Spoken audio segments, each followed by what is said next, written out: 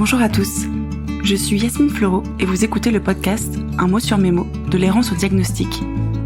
Vous entendrez des témoignages de personnes ayant pour point commun d'avoir vécu une errance médicale. J'ai pour ma part subi une errance médicale qui dura plus de 10 années, avant que le bon diagnostic soit posé sur tous mes symptômes et l'état dans lequel je me trouvais. Vous pouvez écouter mon témoignage dans l'épisode 4 de ce podcast. En décembre 2021, mon errance prenait fin et mon état était significativement amélioré par le traitement mis en place. Rapidement, je me suis dit que mon histoire pourrait servir à d'autres. La question du comment demeurait. Un jour, une personne à qui je racontais mon parcours m'a alors dit « Tu devrais témoigner ». Oui, mais comment ? Quelques semaines après cet échange, naissait dans ma tête et dans mon cœur ce projet. Au travers de ce podcast, j'espère donner de la force, de l'énergie et de l'espoir aux personnes qui vivent encore dans la souffrance et sans diagnostic de celle-ci. Comment se battre et lutter quand on ne connaît pas l'ennemi qui nous accable et nous met à terre ? Comment être cru, entendu et soutenu lorsque rien ne vient expliquer l'état dans lequel on se trouve ? Je souhaite plus que tout vous dire de ne pas baisser les bras et de toujours continuer d'y croire. Je souhaite aussi redonner la parole aux personnes ayant subi une errance médicale, car pour beaucoup, leur parole n'aura été que trop peu écoutée, entendue et même parfois niée. Une partie de moi se dit aussi qu'il est possible que certaines personnes se reconnaissent dans les symptômes évoqués par mes invités et que cela leur permettra de creuser cette piste avec leur médecin et peut-être mettre fin à leur errance plus rapidement. Enfin, ce podcast est destiné à ceux qui vivent de près ou de loin à côté d'une personne ayant une pathologie chronique et souvent une maladie et un handicap invisible. Le diagnostic est une étape primordiale et souvent libératrice, mais qui signe dans la plupart des cas le début d'un nouveau combat, celui de vivre avec une pathologie chronique. Que les mots de mes invités mettent en lumière ce qui est souvent tu, caché et parfois jugé. Dans ce podcast, chaque témoignage fera l'objet d'un épisode. Je fais le choix que certaines pathologies puissent être évoquées dans plusieurs épisodes, car les parcours et les symptômes peuvent être significativement différents pour une même pathologie. Je souhaite donner un maximum de chance aux auditeurs de se reconnaître dans les témoignages afin de les aider réellement et qu'ils se sentent moins seuls. Voilà, maintenant, place à l'épisode. N'hésitez pas à faire voyager ce podcast afin qu'il arrive à toutes les oreilles qui en auraient besoin. Je compte sur vous.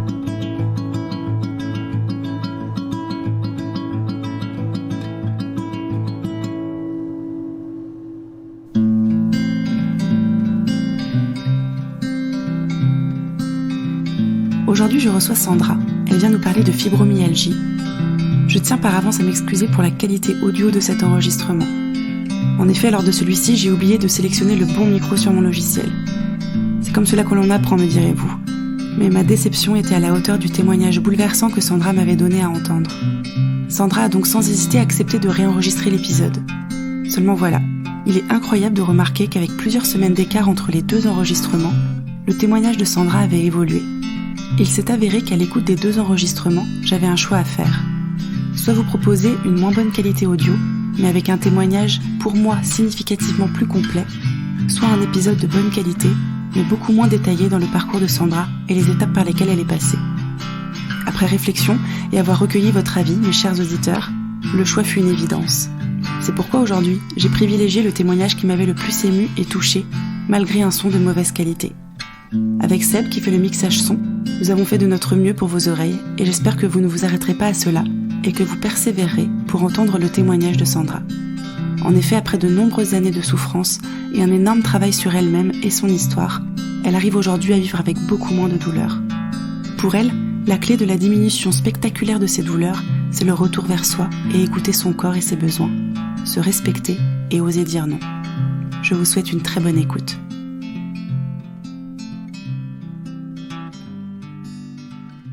Bonjour Sandra. Bonjour Yasmine.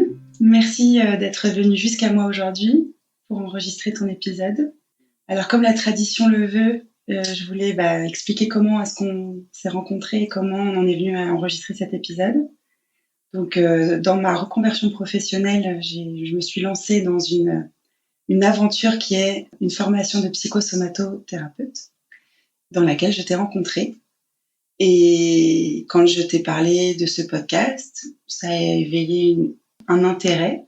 Et depuis qu'il est sorti, on en a reparlé et tu m'as dit que tu étais d'accord pour participer.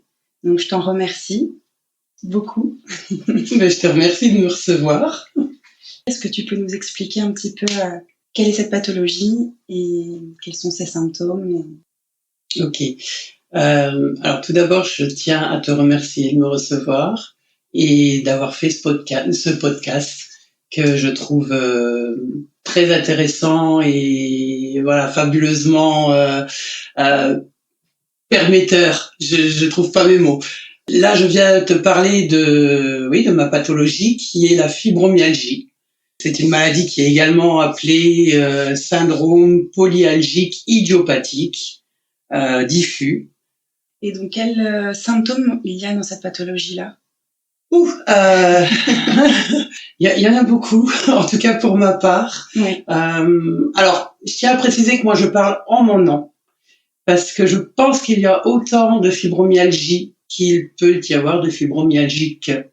J'ai beaucoup discuté ou échangé avec d'autres personnes qui souffraient de cette maladie, et je reconnais pas toujours les symptômes chez les autres ou chez moi ou voilà.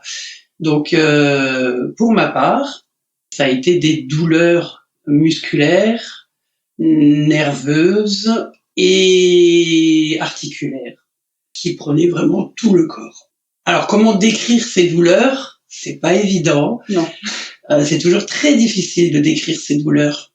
Chez moi, ça ressemblait beaucoup à des crampes, à des élongations musculaires, ou à une impression d'être compressée, comme mise dans un étau, qu'on serrait, et on a l'impression d'être écrasé ou brisé en petits morceaux. Voilà. Et ça se traduisait sur tout le corps, que ce soit les jambes, les bras, le torse. C'était partout. Oui, c'est pour ça que le terme diffus il est important, parce que c'est vraiment sur l'ensemble du corps que ça vient impacter les personnes qui sont atteintes de la fibromyalgie. En ce qui me concerne, oui. Ouais. Ok. Alors, on va reprendre un petit peu du début. Alors, ton errance médicale, elle est particulièrement longue. Donc, on va essayer de dérouler le fil de ton histoire avec les moments qui seront pour toi les plus importants et ce que tu auras envie de partager avec le plus grand nombre.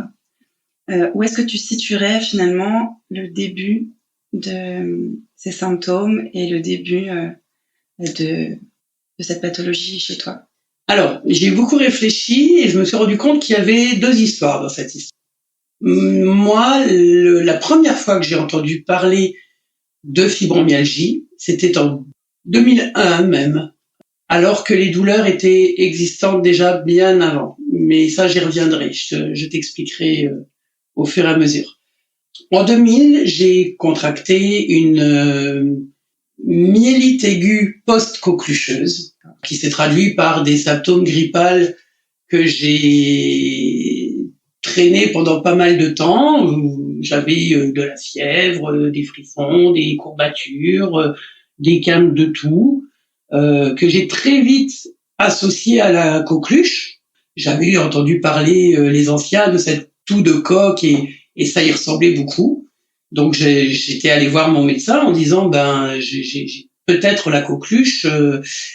Et forcément, en y allant comme ça, je me suis heurté un peu à mon médecin qui me disait non, la coqueluche n'existe plus, y a rien à craindre à ce niveau-là, vous avez un rhume. Donc elle me soigne pour un rhume. Tu étais vaccinée contre la coqueluche? Oh là là, je pense que je devais pas être à jour de mes vaccins. Oui. Donc elle me soigne pour un rhume, un état grippal. Et ça se prolonge, j'y vais quasiment tous les 10 à 15 jours en lui disant ça se termine pas,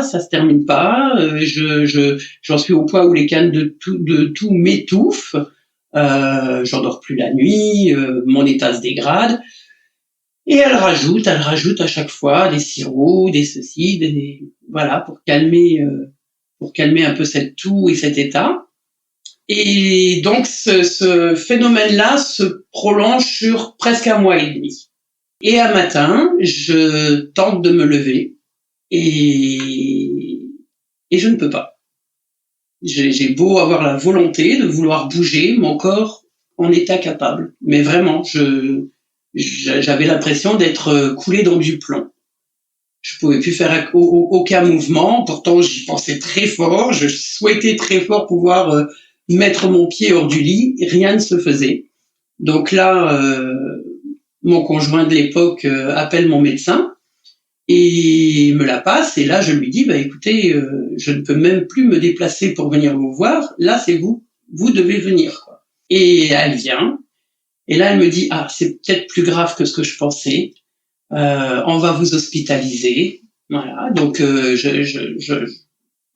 une ambulance vient me chercher. J'arrive aux urgences. Je reste 5 jours dans un box aux urgences avec une batterie d'examens, de la simple prise de sang à la ponction lobaire. Et là, j'ai tous les jours, voire même plusieurs fois par jour, un petit interne qui vient et qui me dit c'est pas la polio. Merci. Le lendemain, c'est pas non plus un cancer des os. J'en suis ravie. et tous les jours, j'avais droit à un autre diagnostic qui n'était pas celui qu'il pensait. En fait, il faisait des diagnostics que l'on dit différentiels. C'est-à-dire, voilà. On ne sait pas ce que vous avez, mais on va éliminer certaines choses auxquelles on pense par rapport aux symptômes que vous présentez. C'est tout à fait ça. Et ils ont testé la coqueluche ? Non, pas tout de suite. Et moi, je persistais à leur dire, mes 2 enfants ont eu la coqueluche il y a 2 mois. Donc, donc je pense que... Mais oui, moi, j'avais tout de suite fait le lien. Ils ne t'ont pas écouté, en fait. Non, pas du tout. Si tes 2 enfants avec qui tu vis au quotidien l'ont contracté, les chances avec les symptômes que tu présentais, que ce soit la coqueluche, étaient quand même très importantes. Oui, alors il faut savoir que quand mes 2 enfants ont fait la coqueluche, là déjà ça n'avait pas été reconnu. Les médecins me disaient non, ils ne peuvent pas avoir la coqueluche. Les enfants sans vacciner contre la coqueluche, ça ne peut pas être ça. Voilà. Okay. Donc quand moi j'ai dit mes enfants ont eu la coqueluche, donc il est possible, on m'a un peu ri au nez quand même. Et puis voilà, je ne suis pas médecin. et donc me voilà dans ce service d'urgence avec toutes ces batteries d'examens, toutes ces recherches, et moi toujours dans ce corps extrêmement douloureux, mais en même temps un corps que j'avais l'impression de ne plus contrôler. Donc c'était très bizarre parce que je ne sentais plus rien, mais en même temps j'avais très mal intérieurement. Voilà. Et donc au terme de ces 5 jours, un médecin vient et me dit en fait vous aviez la coqueluche, le virus s'est mis dans la moelle épinière et a donc dégradé la moelle et ça a fait une myélite aiguë, ce qui correspond à votre état, comment on dit, hémiplégique. Tu avais un côté paralysé ? J'avais un côté paralysé. Voilà. Le côté droit. D'accord. Et de là, il m'hospitalise donc là dans une chambre, dans un service rhumato, je crois. Tu avais quel âge à l'époque ? J'avais 29 ans. 29 ans. Ok. Et il y avait un traitement qui était possible à mettre en place pour cette pathologie-là, la myélite aiguë Il parlait pas spécialement de traitement à ce moment-là. Il m'avait mis sous antidouleur. J'étais sous morphine à haute dose. Ce qui me shootait bien. Voilà. Je finissais par ne plus rien comprendre à ce qu'on venait me dire parce que complètement shooté. On m'a fait des examens pareil que je ne peux pas non plus identifier. Je sais que j'ai eu des scanners, j'ai eu des IRM, il y a eu des EMG de fait. Ça, j'y reviendrai parce que l'EMG, c'est pour moi un objet de torture, mais bon, j'y reviendrai dans un second plan. Mais du coup, le traitement consistait juste à attendre. Il n'y avait pas, par exemple, une prise d'antibiotiques pour... on imagine qu'il y a une bactérie, du coup, c'est ça, une bactérie qui allait se loger dans la moelle épinière. Alors, ils ont mis en perfusion des antibiotiques à large spectre. Et il y a eu également, alors je ne saurais trop expliquer avec les termes médicaux ce que c'est, mais de ce que j'en ai compris, on m'a retiré de la moelle pour la nettoyer et on me l'a réinjectée. D'accord. Voilà. Ok. Tes symptômes s'améliorent rapidement avec ces traitements-là ou pas tant que ça ? Pas du tout. Pas du tout, parce que finalement, alors moi, je vais rester 1 mois à l'hôpital de Nantes, dans cet état-là. Et un beau jour, on me dit, écoutez, on vous transfère dans un hôpital de soins de suite à Montreuil. Donc à l'époque, il se trouvait encore à Carquefou. Ah oui, donc ce n'est pas du tout la porte à côté.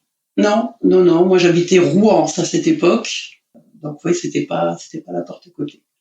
Ça veut dire que tu allais être coupée de ta famille, de tes enfants, pour aller faire de la rééducation aussi, c'est ça ? C'est ça. Et donc, on me transfère à Montreuil, où là, on m'annonce que durant le premier mois de centre, je n'aurai pas le droit aux visites.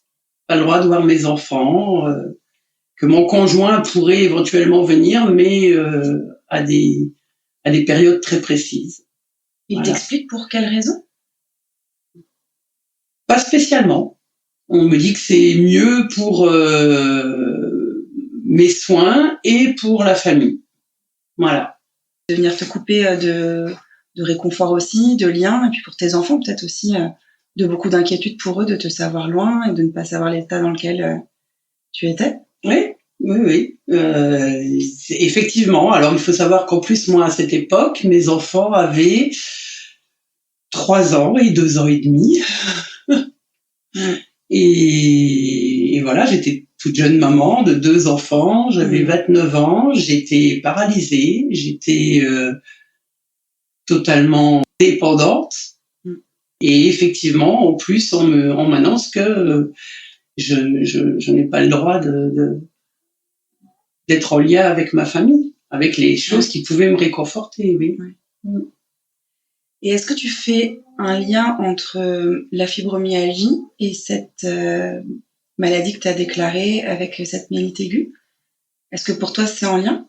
Alors, je dirais la chose à l'inverse. Je pense que la myélite aiguë a provoqué la fibromyalgie. Oui, c'est ce que j'ai voulu dire.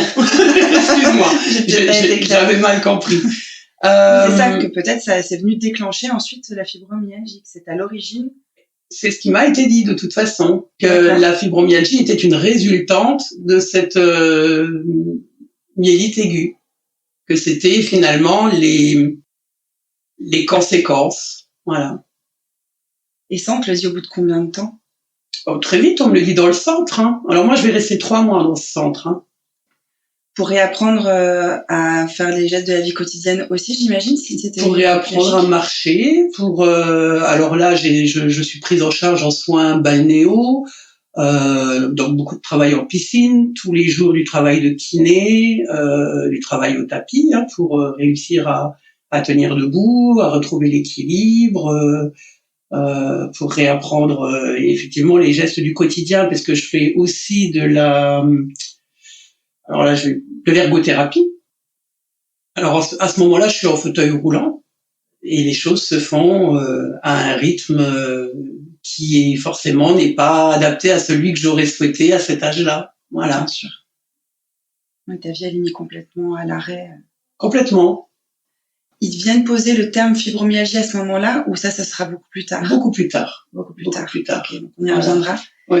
Mais tu ressors de ce centre en ayant du coup encore des douleurs, ou tu vas beaucoup mieux ? Dans quel état tu ressors au bout de ces 3 mois ? Alors je ressors en fauteuil roulant toujours, avec la possibilité de me lever, mais alors avec un déambulateur. Voilà, je passe du fauteuil roulant au déambulateur.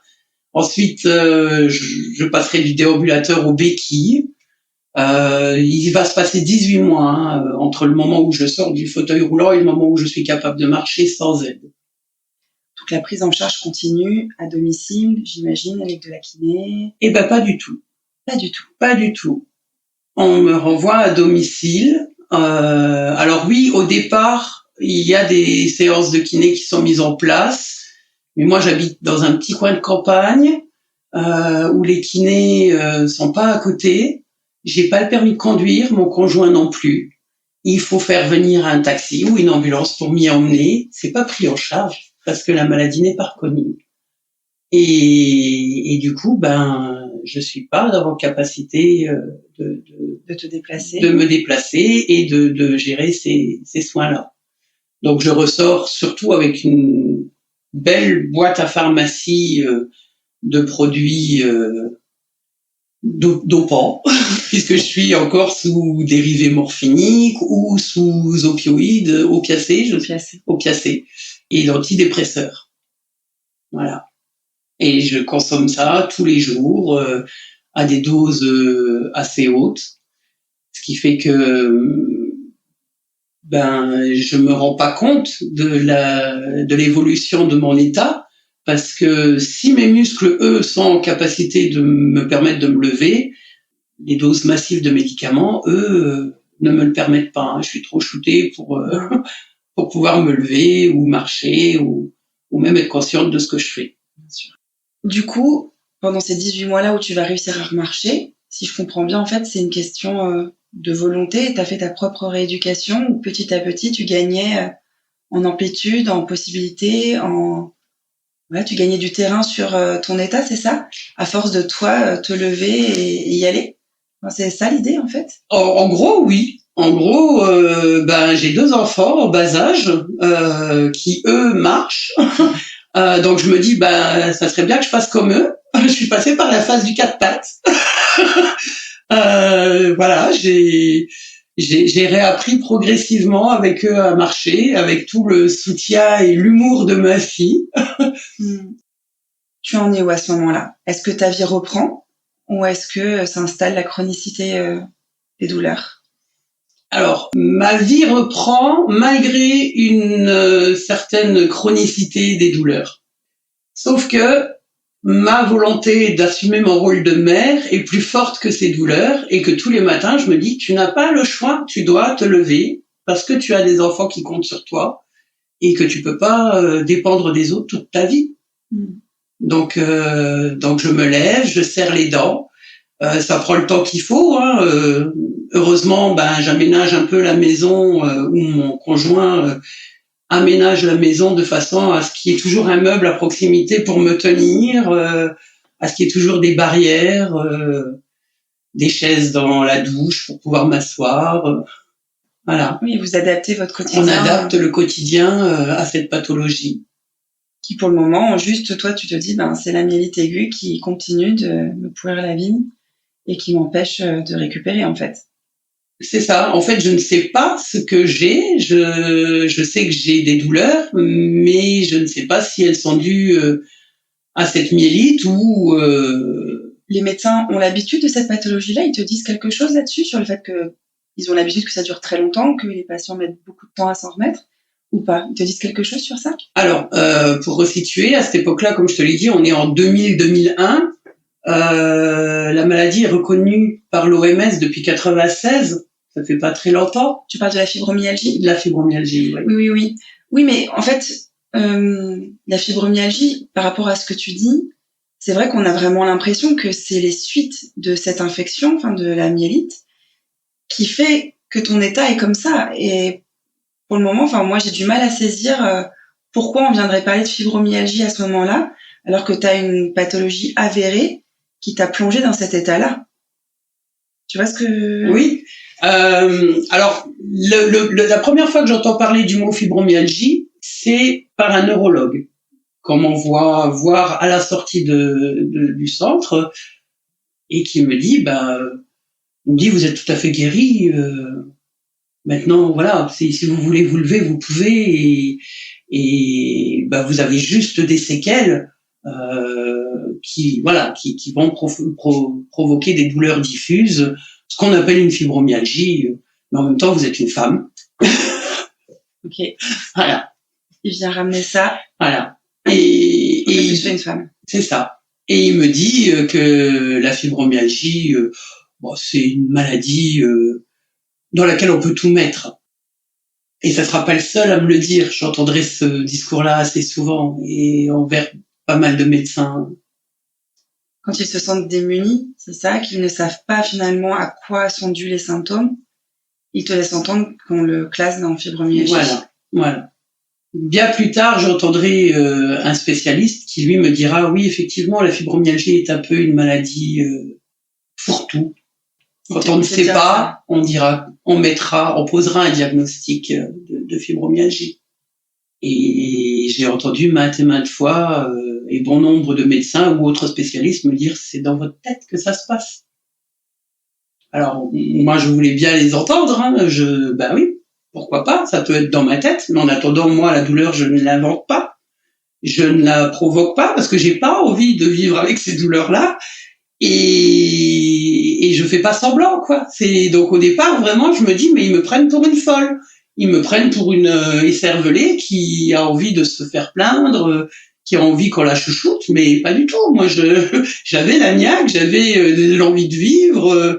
J'ai toujours été quelqu'un de très actif et devoir mettre ma vie de côté comme ça, non, c'était pas mon souhait. Donc dans ma tête, mais c'est pas possible que ça se passe dans ma tête, parce que les choses, en tout cas mon interprétation. Était celle-là, c'était s'ils me disent que c'est dans ma tête, c'est que je suis folle et que j'invente. Oui. En tout cas, ça te faisait penser ça, quoi. Oui. Leur attitude et ce qu'ils te disaient. Oui, tout à fait. Donc les années passent, c'est ça? Oui, de nombreuses années. Bon an, mal an, comme tu peux. Voilà, où je vais finalement tous les jours vivre dans un corps douloureux, mais en me faisant violence sans arrêt, quoi, en me disant c'est pas grave, tu vas t'habituer, et puis aujourd'hui c'est mieux qu'hier, et puis on verra bien si demain ça sera pire. Et aucune proposition ne t'est faite quand ce neurologue te parle de fibromyalgie. Déjà pour resituer, on est à peu près en quelle année, enfin ça fait combien de temps que tu as déclaré la coqueluche et la myélite? Quand ce neurologue vient te dire c'est la fibromyalgie, tout ce qui vous reste comme conséquence? Quasiment 2 ans, si on compte les 18 mois, voilà, quasiment 2 ans.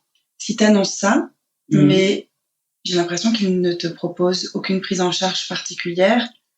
Il me propose rien. Il te l'annonce comme une fatalité. Voilà, continuer à prendre des antidépresseurs. Oui, puisque c'est dans ta tête. Ben oui.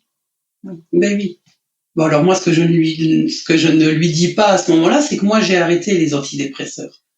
Parce que 2 ans d'antidépresseurs, avec des enfants au bas âge, c'était juste pas possible.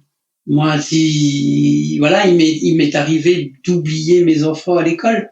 Il m'est arrivé d'oublier que j'avais des enfants. Donc, quand je faisais ces constats-là, je me disais, mais non, tu peux pas vivre comme ça, c'est pas possible, quoi. Oui, parce qu'en fait, les traitements que tu prenais te rendaient trop mal et du coup... ils étaient très lourds, oui. Toi, est-ce que tu vas faire des recherches? Est-ce que tu vas essayer de trouver des solutions pour venir apaiser les douleurs que tu peux contacter, avec lesquelles tu vis au quotidien? Alors, pas pendant pas mal d'années, parce que à cette époque-là, Google n'existe pas. On parle à peine d'Internet. On est dans les débuts. Moi, j'ai même pas de téléphone portable à cette époque-là. C'est vrai qu'il faut resituer ça en son temps, et aujourd'hui, on tape nos symptômes et on a plein de propositions, on a plein de groupes de parole, on a plein de gens qui viennent partager et on peut se reconnaître et trouver des solutions. À l'époque, c'est vrai que... non. C'était pas encore comme ça. Et donc, je vis un peu avec cette épée de Damoclès, avec cette fatalité, comme tu disais, en me disant, j'ai ça et il faut bien que j'apprenne à vivre avec. Voilà. Et puis, je voulais montrer le moins possible. Ne pas être un poids pour les autres, surtout pas être un fardeau. J'avais déjà été bien assez dépendante pendant la phase critique, on va dire. Donc, non, je voulais pas de ça. Je voulais reprendre le travail, je voulais reprendre ma vie de mère, ma vie de femme, ma vie active. Et j'essayais de mettre en place des choses avec mes capacités. Ça t'amène où? Ça m'amène à beaucoup d'années de complexes et d'échecs, si je peux appeler ça comme ça, dans le sens où vouloir mener sa vie comme avant, quand on n'en a pas la capacité, Si je devais faire une vaisselle, fallait que je me dise que ça me prendrait 1 heure de ma journée et non plus 5 minutes derrière un évier. Et puis il fallait que j'adapte un coup un tabouret, un coup une chaise, un coup debout. Donc c'était beaucoup de recherche finalement de ce qui pouvait être confortable, de l'aménagement d'intérieur, de l'aménagement de mon temps, de mon corps, des mouvements que je pouvais faire. Donc je reste comme ça pratiquement une bonne dizaine d'années. Ton entourage sait combien tu prends sur toi et que tu souffres au quotidien, ou tu le tais aussi? Alors, j'ai sans doute le tort de trop taire les choses. Donc oui, mon conjoint se rend compte que je ne suis plus comme avant, que je n'ai plus les mêmes capacités qu'avant. Mes enfants ont grandi avec. Ma belle famille observe, mais bon, à un moment donné, il y a quand même oui, enfin depuis le temps, voilà, quand même pouvoir être passé, se solutionner. Voilà. Donc il y a du tout et du rien, et je vis un peu dans ce néant en me sentant très très seule et en me disant de toute façon c'est comme ça, c'est ton fardeau et t'avances avec ça. Et il y a pire dans la vie, il y a pire. Que ce qui n'arrange pas les choses, c'est que cette maladie me met dans une grande précarité sociale et professionnelle. Est-ce que tu ne peux pas travailler, du coup? Alors, je suis incapable de travailler puisque certains jours, bon, je me lève assez aisément, et d'autres jours, il me faut 2 à 3 heures pour pouvoir me lever ou émerger, tout simplement. Donc c'est pas évident. Il faut savoir aussi que, alors, avant cette myélite aiguë, moi, je travaillais, j'étais peintre fresquiste, et voilà, je m'épanouissais dans mon travail. Et malheureusement, pendant mon hospitalisation, il se passe des choses qui font que je perds mon poste, que je le retrouverai pas par la suite, que je suis pas prise en charge par la sécurité sociale parce que ça ne rentre pas dans la liste des ALD. Encore aujourd'hui. Alors, il y a une petite parade. C'est les hors-listes, c'est ça? C'est ça. La LD hors-liste. La LD 31. La LD 31, tout à fait. Mais tu sais que ça, c'est vraiment terrible. En fait, ça dépend de la région dans laquelle tu es. Il y a des régions qui vont être sensibilisées, je dirais, à cette pathologie qu'est la fibromyalgie, et où elle va être reconnue assez facilement en ALD 31. Et j'ai vraiment entendu parler de certaines régions qui, voilà, j'ai envie de dire, on passe la frontière. Enfin, c'est incroyable, on est en France, on passe la frontière de région, et certaines caisses d'assurance maladie qui ne la reconnaissent pas et où vraiment la lutte est beaucoup plus acharnée, beaucoup plus complexe pour réussir à avoir une prise en charge, ne serait-ce que par la sécurité sociale, et donc une reconnaissance. Et donc, toutes les personnes atteintes de fibromyalgie en France ne sont pas reconnues de la même façon. Voilà. Oui, exactement. Tout à fait. Alors, il faut savoir que moi, j'ai été reconnue en ALD 31 en 2021. Comment ça s'est passé? Je dois dire qu'en 2020, j'ai quitté le domicile conjugal, je suis partie vivre seule et j'ai trouvé un logement sur la commune de Bouvron. Et qui dit déménagement dit changement de médecin. Et je me suis renseignée sur les médecins qu'il y avait sur Bouvron. On avait la chance d'en avoir 3. J'ai choisi celui qui me paraissait être le bon pour moi. Il y avait 2 femmes, un homme. Alors je ne sais pas pourquoi mon choix a été vers cet homme, mais ça a été ma planche de salut. Je suis rentrée chez ce médecin. Alors à ce moment-là, c'était pour un syndrome hivernal, une grippe ou quelque chose comme ça. J'ai commencé à lui parler de mes antécédents. Il faisait des gros yeux quand même parce qu'il y en avait beaucoup. Et à un moment donné, je lui ai dit faut quand même que je vous dise, vous allez rire vous aussi. Je suis nommée fibromyalgique, que je lui ai dit. Mais avec ce détachement d'années d'avoir entendu de toute façon c'est dans votre la tête. peur de pas être prise au sérieux encore une fois. Tout à fait. Mais tu sens que tu peux nommer ça quand même avec lui. Oui, je lui ai dit. Comme je le dis à tous les médecins, ou voire même les dentistes ou autres Oui. Professionnel de santé que je vais voir. À chaque fois, je dis, il paraît que je suis fibromyalgique. Et là, il me dit, ah bon? Il dit, mais vous êtes reconnu? Et je dis, non. Il me dit, pourquoi ça? Et là, bonne question, pourquoi ça? Mais peut-être parce que aucun médecin m'a fait comprendre que ça pouvait être reconnu, ou en tout cas n'a eu envie de me faire ce parcours. Donc je lui dis, je pense que c'est pas reconnu par la Sécu. Et là, il me dit, non, mais vous avez été testé, il y a un diagnostic de posé, c'est pas marqué dans votre dossier, je vois rien sur votre compte Amélie. Je dis, ah non, moi, si on m'a balancé ça il y a 20 ans, c'est à lui dire finalement. Mais non, je dis, j'ai pas... Il me dit, mais comment ça? Il dit, mais il y a des spécialistes qui vont vous faire des tests, qui vont évaluer votre fibromyalgie. Alors là, je tombe un peu des nues.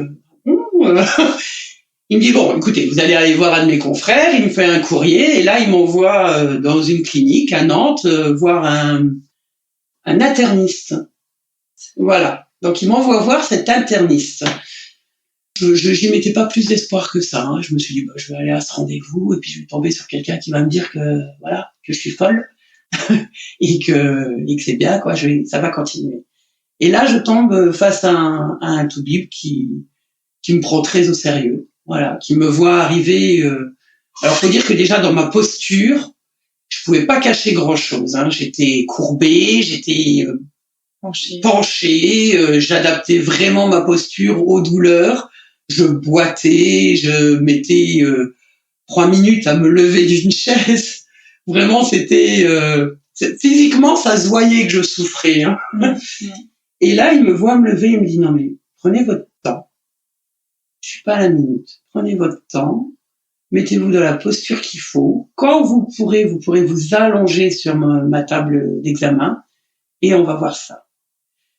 Et là, je me dis, waouh, il a l'intention de m'écouter et je lui retrace tout mon parcours, toutes mes douleurs, toutes ces années de souffrance. Et là, il me dit, mais pour Dieu, il me dit, mais 20 ans, vous supportez ça, mais c'est inhumain. Donc là, je fonds en larmes et je lui dis, mais ah bon? Et enfin de la reconnaissance dans la bouche de quelqu'un. Mais oui. Et là, il me dit, mais j'ai même pas besoin de vous tester. Il dit, votre corps me montre que vous êtes fibromyalgique. Il dit, je pourrais aller appuyer là où ça fait mal. Il dit, mais je pense qu'il n'y a pas besoin d'ajouter à votre douleur. Et là, il marque en gros et en rouge, fibromyalgique.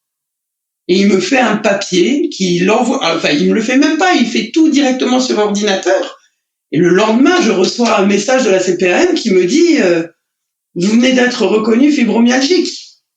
Et je me dis, mais c'est incroyable. C'était aussi simple que ça, presque. Oui, mais personne ne m'a reconnu. Personne ne m'avait écouté. Alors ce médecin-là, je me souviens qu'au moment où il ouvre la porte pour me faire sortir de son cabinet, je lui dis, si je me retenais pas, je vous embrasserais. J'ai envie de vous prendre dans mes bras et de vous embrasser parce que, voilà, vous m'avez entendu. Et ça a été le début du mieux, ne serait-ce que cette reconnaissance. Le jour où on a vraiment écrit ce diagnostic et où on m'a dit oui, c'est ça, et il y a des choses à faire. Et là, je me suis levée le lendemain beaucoup plus légère et beaucoup plus facilement, déjà. Donc, je voyais un premier constat. Ensuite, ce médecin ne m'a pas laissé sortir de son bureau sans élaborer des pistes de soins. Parce qu'il me dit, mais vous êtes jamais allé dans un centre antidouleur? Et là, je lui dis, non, on m'a jamais autorisé, puisqu'il n'y a pas de diagnostic. Moi, je les ai contactés, les centres antidouleurs. Mais non, à part Montbreuil qui m'avait accueilli, pour eux, ils avaient fait le nécessaire et il n'y avait rien d'autre à faire. Donc, je lui dis, non, j'ai pas accès au centre antidouleur. Donc, il écrit un courrier pour que j'ai accès à ce centre. Il me fait des ordonnances pour de la balnéothérapie. Il me fait des ordonnances pour de la kiné, pour plein de choses. Alors des choses qui avaient déjà été mises en place avant, hein. Mais là, je me dis, ouais, je suis reconnue. Je vais pouvoir faire ces soins parce que je vais avoir les moyens de le faire. En tout cas, ça va m'être remboursé. Tout à fait. Mais oui. Parce que pendant des années, moi, j'y ai mis de mes deniers dans tous mes soins. Parce que j'ai essayé des choses, hein. Je suis allée voir des acupuncteurs, je suis allée voir des ostéopathes, je suis allée voir des magnétiseurs. J'ai à peu près tout essayé sauf l'exorcisme, hein. Donc oui, j'y ai mis énormément d'énergie, d'argent. Alors tu travaillais pas en plus, donc. Voilà. En tout cas, je travaillais épisodiquement. Oui, quand je pouvais, je me mettais à travailler et dès que je sentais qu'une crise arrivait, je démissionnais. Donc je n'avais pas accès au chômage puisque je démissionnais. Ça a été 20 ans de cette maladie. Et jusqu'en 2021, là où enfin il y a eu cette rencontre avec ce médecin et cette reconnaissance et cette mise en place de protocoles et de financement des soins. Oui. Est-ce que tu as eu une reconnaissance en catégorie 1, par exemple, pour toucher une allocation pour les personnes handicapées ou... Alors, j'ai fait un dossier MDPH, je suis reconnue travailleur handicapé, donc j'ai une RQTH. J'ai également une pension d'invalidité. Finalement, grâce au dernier emploi que j'ai eu, où j'ai dû également mettre fin à ce contrat parce que ma santé me le permettait plus. Mais pour une fois, j'étais déterminée à pas démissionner et à me dire non, mais là, il faut vraiment que tu te fasses reconnaître inapte au travail. Tout à fait. Donc ça a été tout un travail avec la médecine du travail, avec l'assistante sociale de la CPAM, donc la CARSAT, qui m'a accompagnée dans mes démarches. Tout s'est fait un peu en parallèle. En fait, en un an, j'ai eu toutes les reconnaissances. RQTH, pension, invalidité et surtout reconnu inapte. Voilà. Ça, c'est vraiment important et je te remercie d'en parler aujourd'hui parce que plein de gens, je pense, ne connaissent pas leurs droits, ne connaissent pas les possibilités qui s'offrent à eux et se précarisent encore plus, sachant que déjà vivre avec une pathologie chronique est précarisant. Oui. Et de savoir qu'il y a quand même des solutions et il faut juste les connaître et ou tomber sur la bonne personne qui va avoir ne serait-ce que l'envie de nous en parler. Et c'est hyper important aujourd'hui de recueillir ton témoignage là-dessus et de dire c'est possible. Et voilà, encore hier, je recevais un témoignage d'une personne qui me contactait par rapport à mon propre épisode et qui me disait qu'elle culpabilisait de ne pas être en capacité de travailler. Et peut-être que cette personne ne sait pas aussi ce qui peut s'offrir à elle et les solutions qu'elle peut avoir pour quand même vivre un minimum décemment, même si les aides sont loin d'être conséquentes, mais elles ont le mérite d'exister. Tout à fait.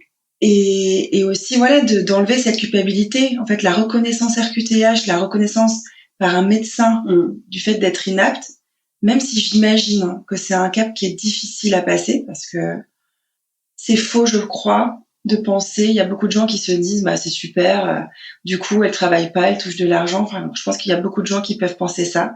Moi, j'ai à mon ancien poste essayé d'accompagner une personne vers ça et même pour elle c'est très compliqué d'avoir cette position sociale, d'être reconnue inapte au travail. C'est compliqué psychologiquement pour beaucoup de personnes. Oui.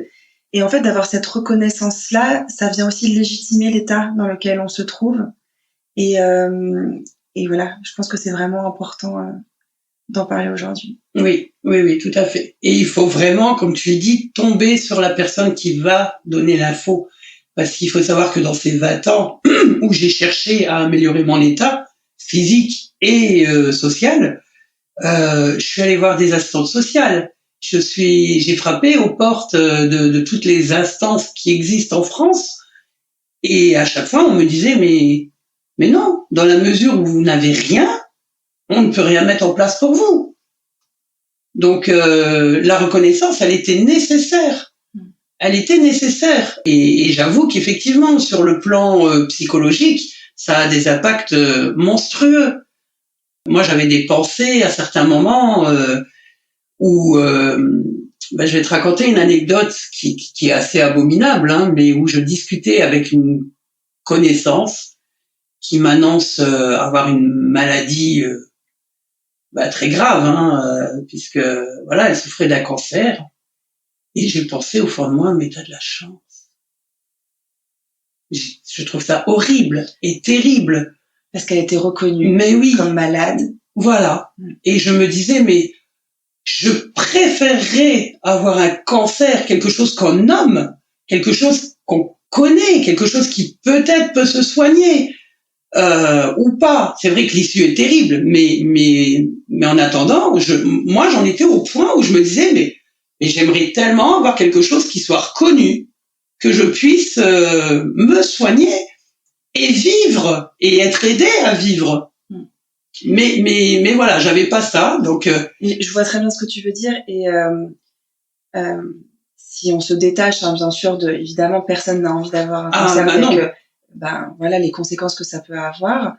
Il y a aussi quelque chose, si on reprend cet exemple du cancer, où socialement, en fait, le cancer aussi est reconnu et est soutenu. Tout à fait. Il y a vraiment quelque chose, et heureusement, et tant mieux. Enfin, l'idée n'est vraiment pas de venir remettre en question ça, mais c'est de dire, en fait, il n'y a pas une douleur qui prévaut sur une autre. Il n'y a pas une pathologie qui mérite d'être plus reconnue qu'une autre. Il y a de la souffrance.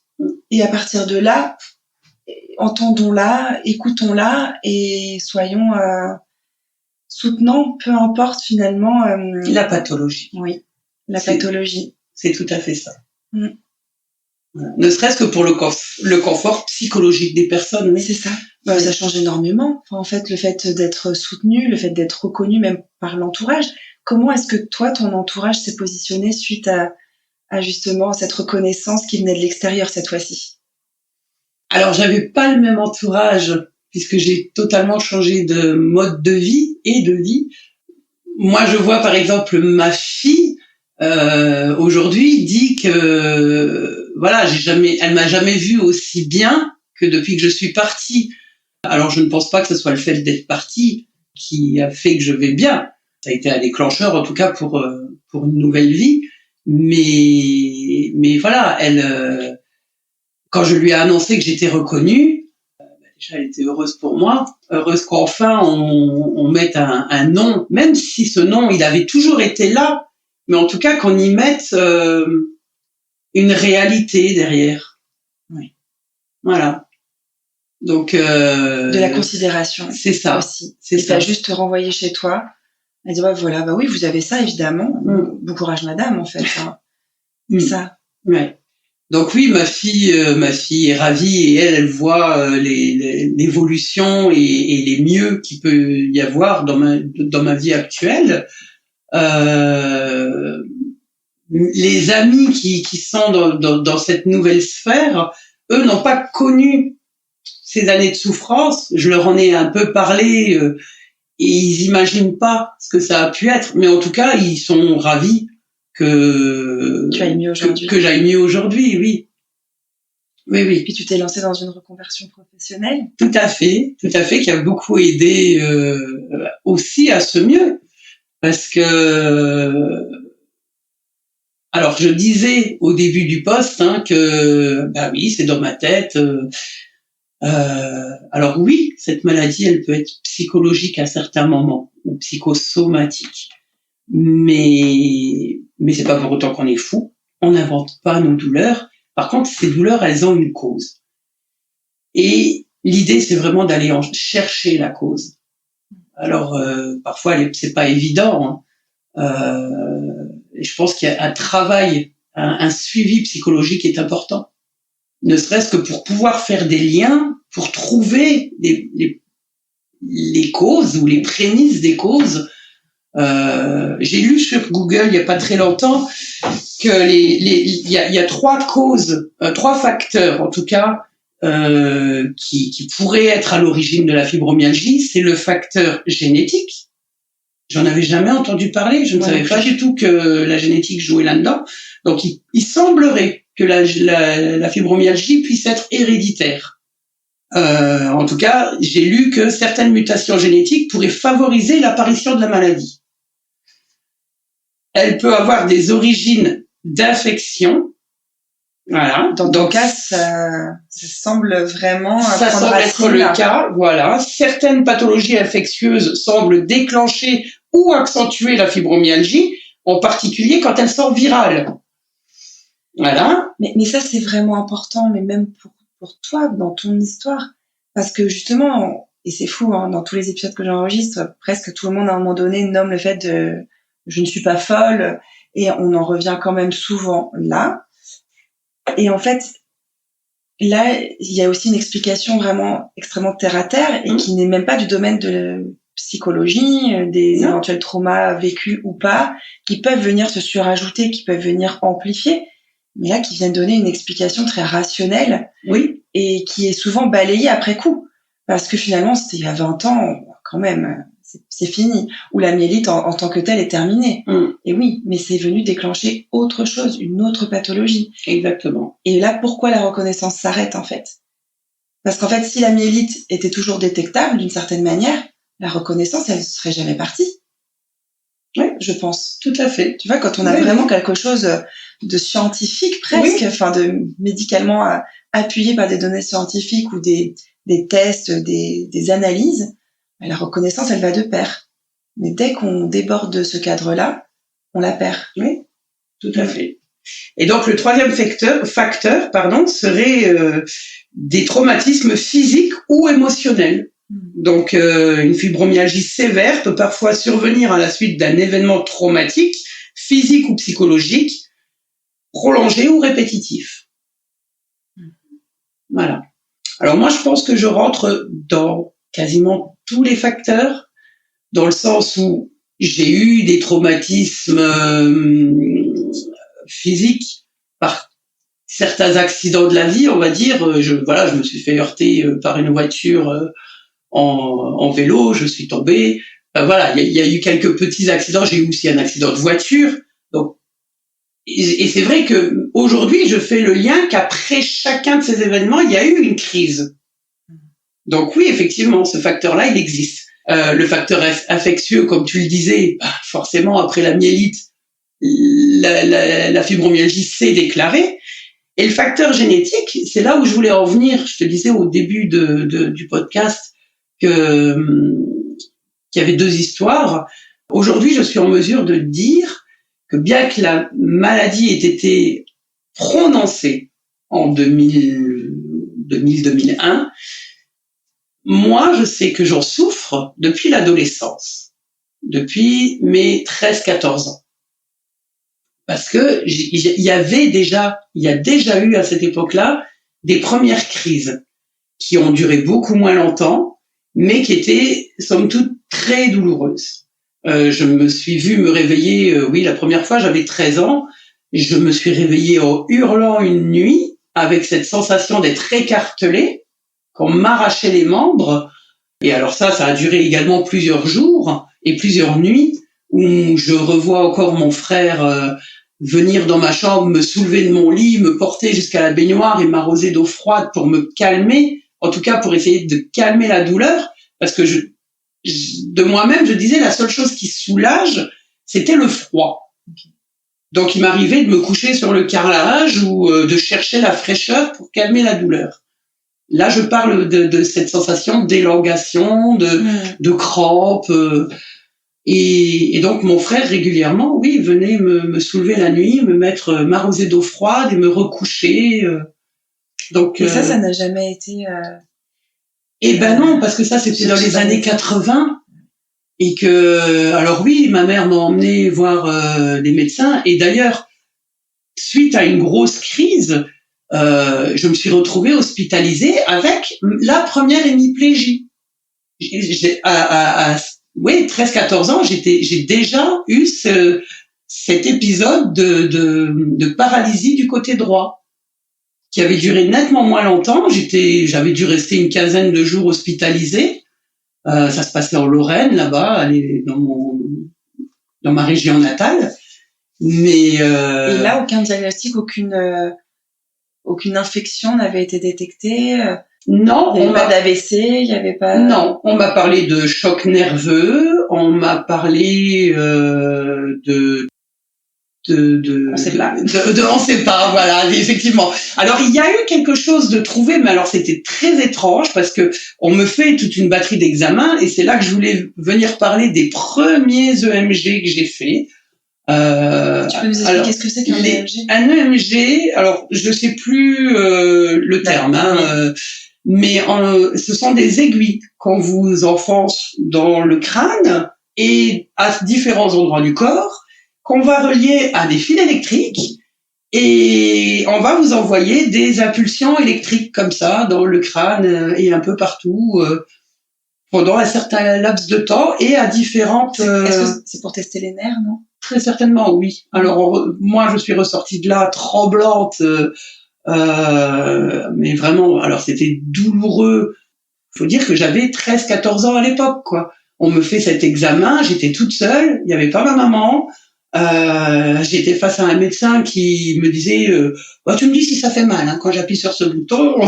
Ben oui, ça faisait mal, oui, avoir des décharges électriques dans le cerveau et dans le visage et dans les membres, ça fait très très mal. Est-ce qu'il ne recherchait pas par hasard peut-être une sclérose en plaques? Je pense que cette piste-là était envisagée puisqu'on en avait parlé à ma mère. Et donc on m'a fait cet examen, on m'a fait également des scanners et IRM. Et là, on a dit à ma mère que j'avais un canal Lambert étroit. Donc on nomme plusieurs secteurs, alors L3, L5, au niveau des cervicales aussi, il y avait C, je sais plus quoi. Enfin bref, c'est très très vieux.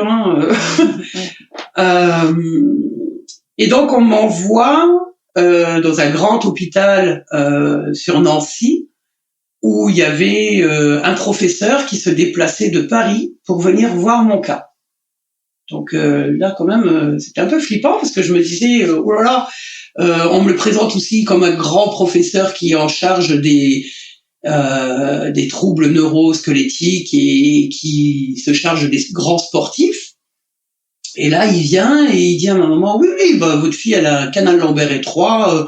Écoutez, voilà, je vais vous faire un schéma sur ce tableau. J'ouvre comme ça, donc il dessine une grande croix inversée sur son tableau et il dit, voilà, on ouvre là, on met des écarteurs là et puis tout va très bien. Et là, il regarde ma mère et moi, on était blanches, et il lui dit, il y a 50% de chances de réussite, et il y a 15% de risque qu'elle ne se relève pas. Mais parce que il mettait l'hémiplégie sur le compte de ce rétrécissement Lambert. Voilà. Ok. Alors des années plus tard, un autre IRM viendra dire que je n'ai absolument aucun rétrécissement du canal Lambert. Il ne s'est pas fait opérer. Ah non, j'ai refusé l'opération. Okay. Et ma maman aussi, bien heureusement.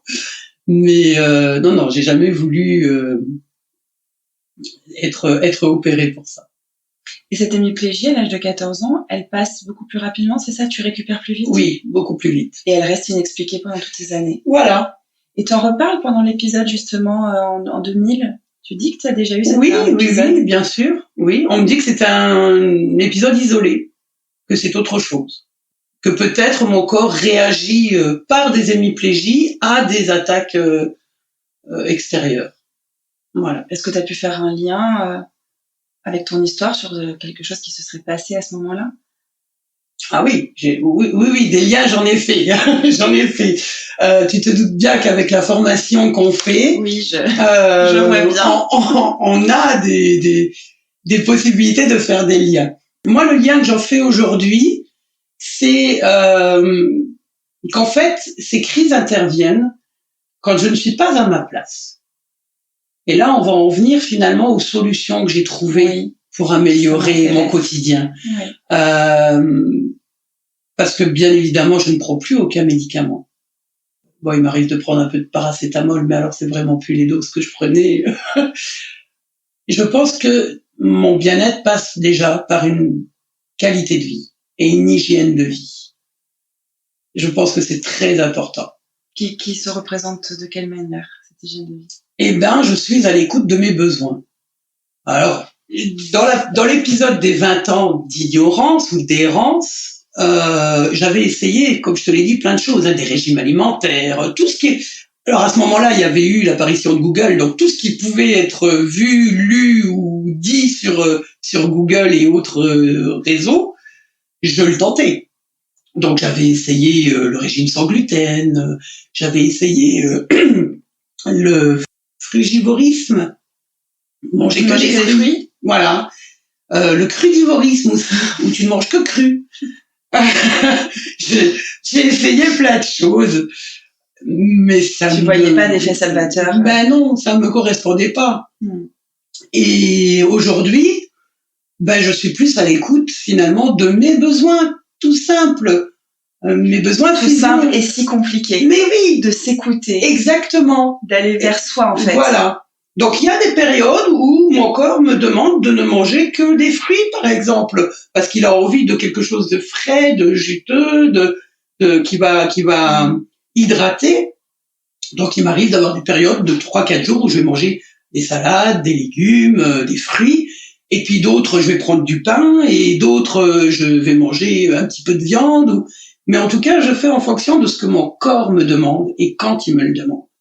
Voilà. Dernièrement, j'ai senti un épisode de fatigue intense.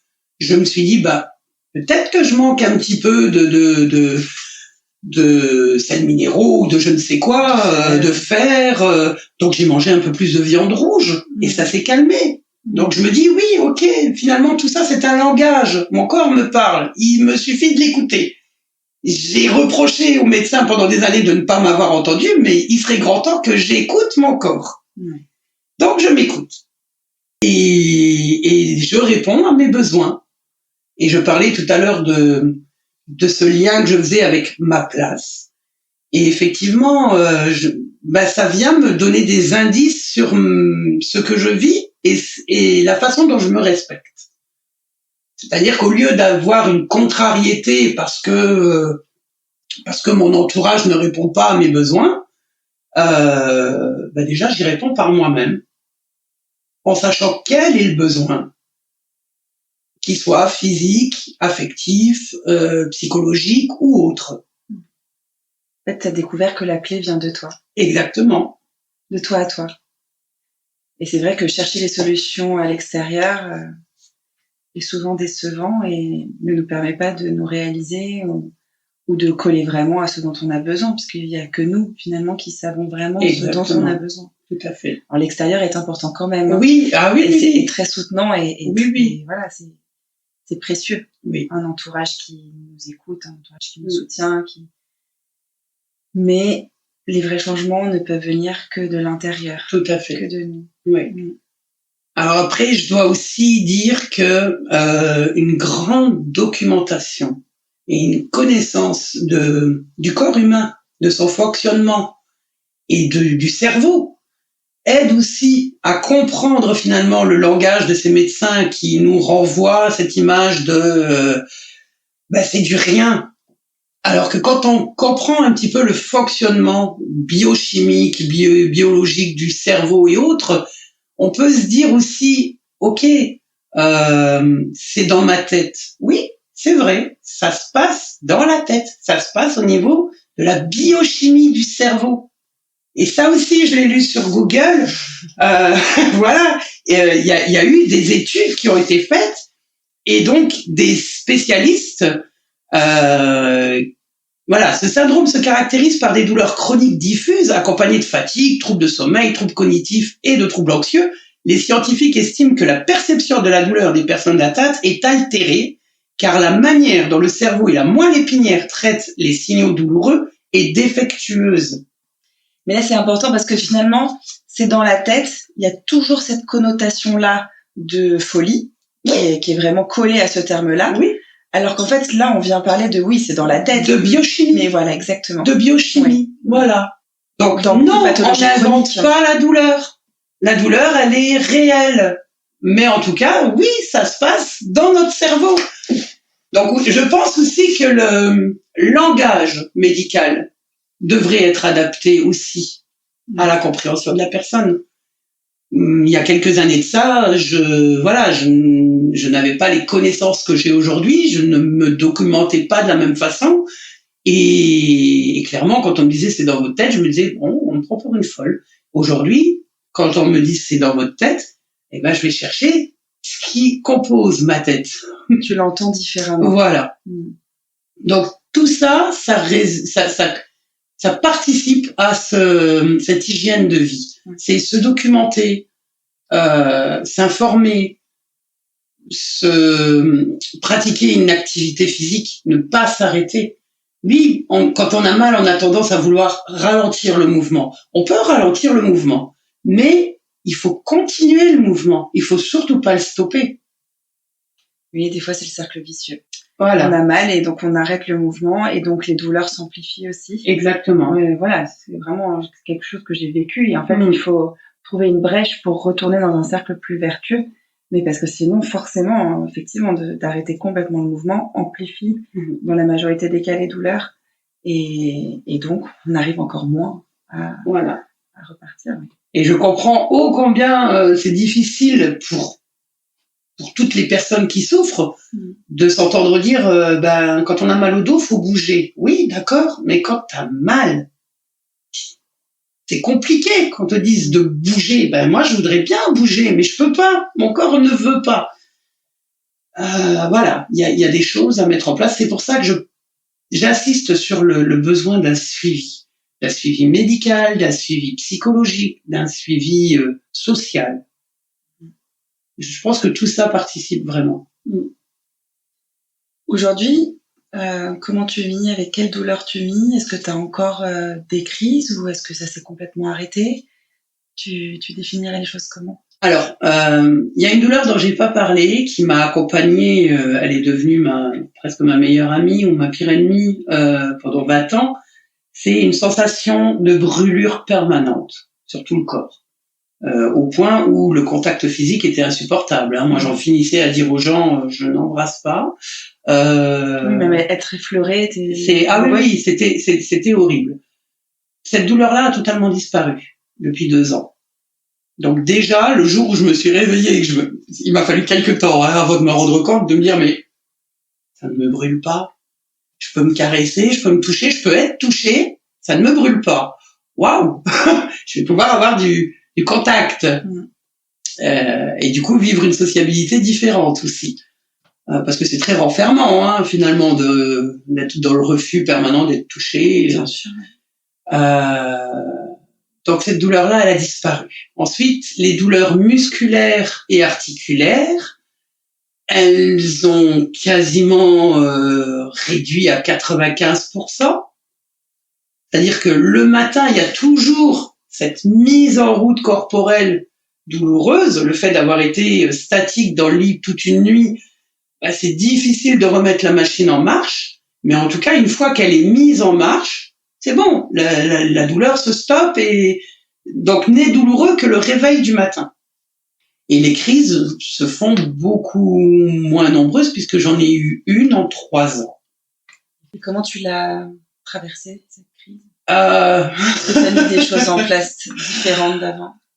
Oui, j'ai mis des choses en place puisque à ce moment-là, j'étais déjà en reconversion. Donc, j'ai pratiqué la méditation, j'ai pratiqué le mouvement corporel adapté.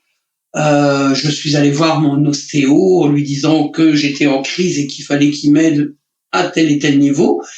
J'étais en capacité de dire que la douleur qui m'arrivait par exemple à la cuisse ou à la jambe ou au bras était reliée finalement à une crispation au niveau de la mâchoire. Donc c'est ça aussi, c'est se dire que j'ai mal à la jambe, mais finalement la douleur elle vient d'ailleurs. C'est réussir à définir tout ça et du coup donner aussi les moyens à celui à qui on confie notre corps, comme là un ostéo, de dire va pas insister sur la jambe, ça sert à rien, c'est là que ça se passe. Voilà. Donc j'ai mis ces choses-là en place et puis un travail sur moi-même, oui, sur que vient me dire cette douleur, pourquoi elle intervient là. Voilà. Oui, en t'écoutant, quelles sont mes peurs, quels sont mes doutes, quels sont...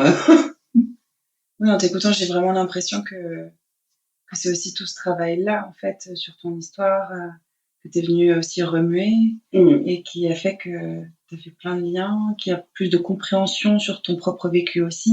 Oui. Et que t'es venu aussi poser des mots sur ton histoire. Tout à fait. Et qui se sont aussi traduits.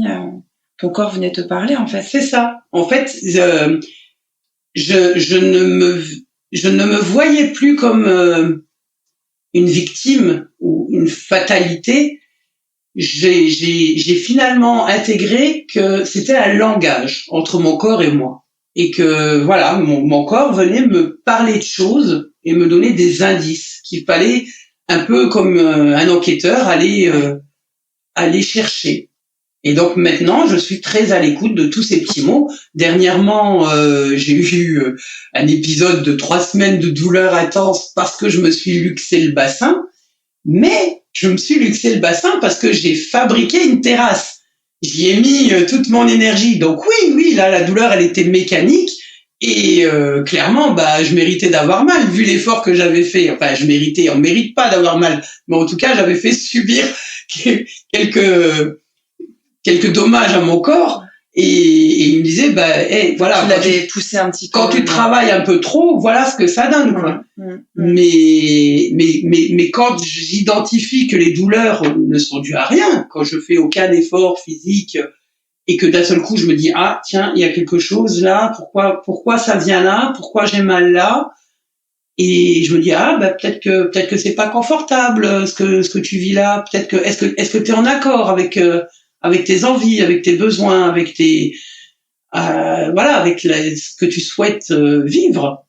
Et bien souvent, une fois que j'ai identifié ça et que je dis, non, finalement, peut-être que j'ai le droit de dire telle ou telle chose. On va dire que si c'est une contrariété, pour donner un exemple concret, si on me demande un coup de main et que pour une raison ou une autre, je ne suis pas disposée à le donner, aujourd'hui, je me permets à dire non. Ouais. Voilà.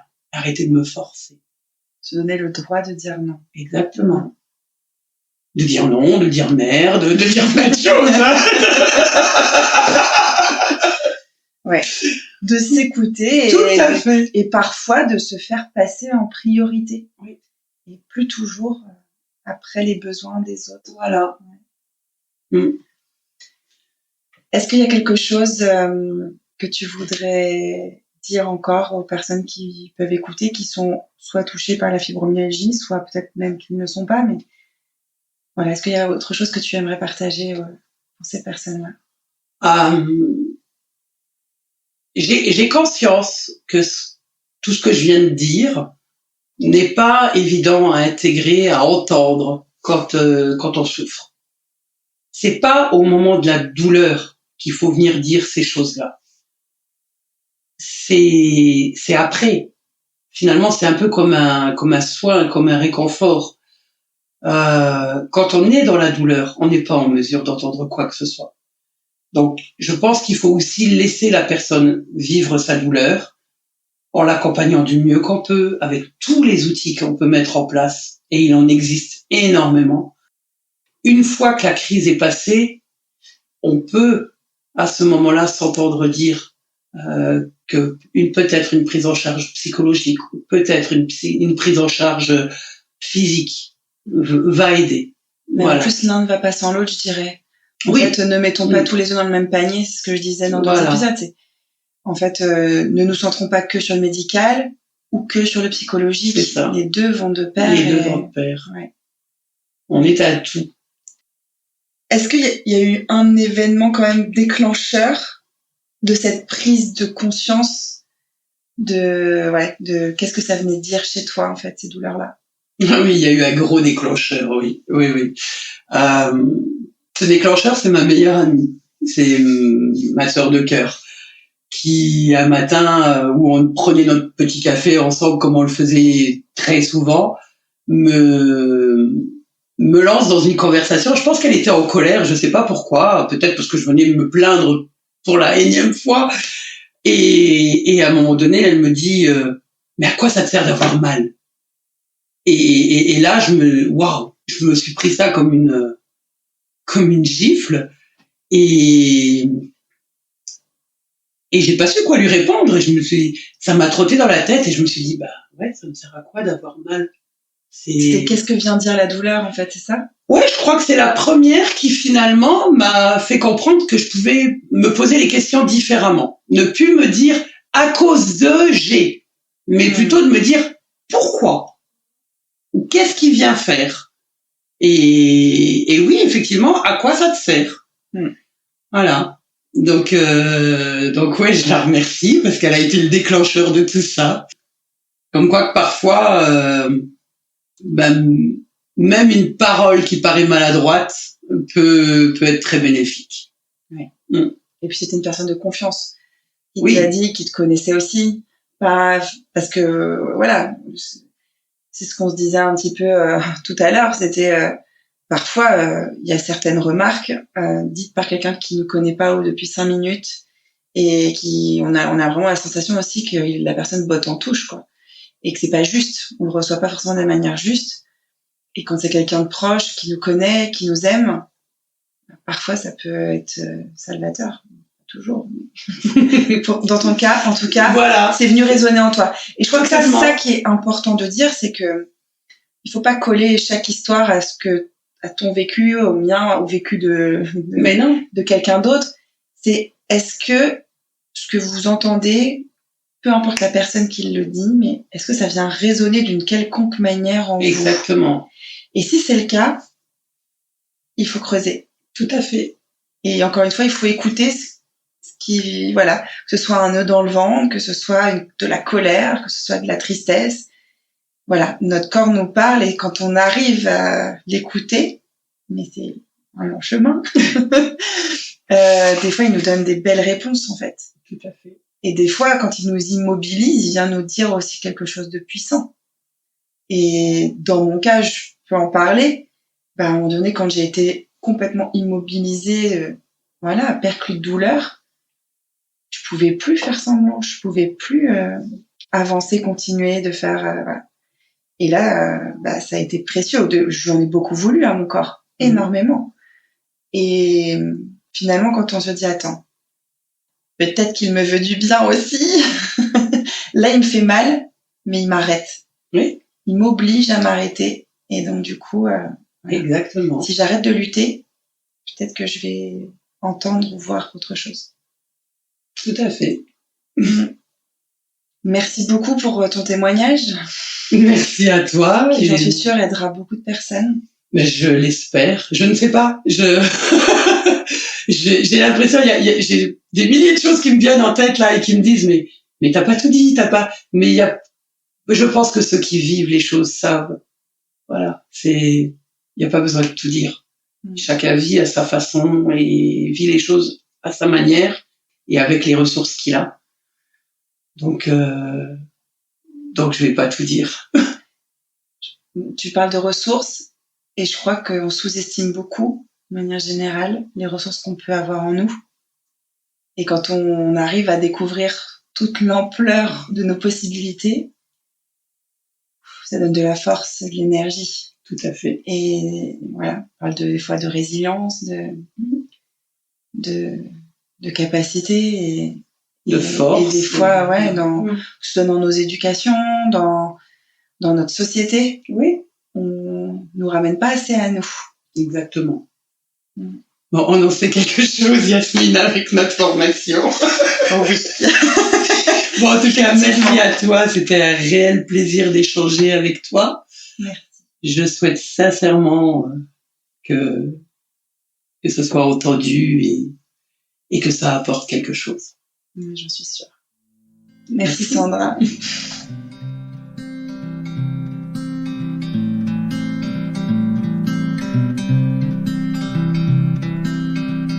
Sandra, je tiens encore à te remercier pour m'avoir accordé ta confiance et pour avoir livré ton témoignage à 2 reprises. Ton témoignage montre encore une fois combien le diagnostic est le début de tout, une reconnaissance, de soins et une prise en charge adaptée. Le diagnostic est la porte qui mène à tout un champ de possibles, qui fait la différence lorsqu'on souffre au quotidien. Pour cette nouvelle année 2024, je ne peux vous souhaiter que ça. que tous ceux qui sont encore dans l'errance puissent enfin être diagnostiqués et que vos douleurs soient soulagées. N'hésitez pas à partager le podcast autour de vous pour le faire connaître afin qu'il puisse, je l'espère, soutenir un maximum de personnes. Vous pouvez aussi vous abonner au podcast pour connaître la sortie des prochains épisodes et suivre celui-ci sur sa page Instagram, un mot sur mes mots. Je vous remercie et vous dis à très bientôt pour un nouvel épisode.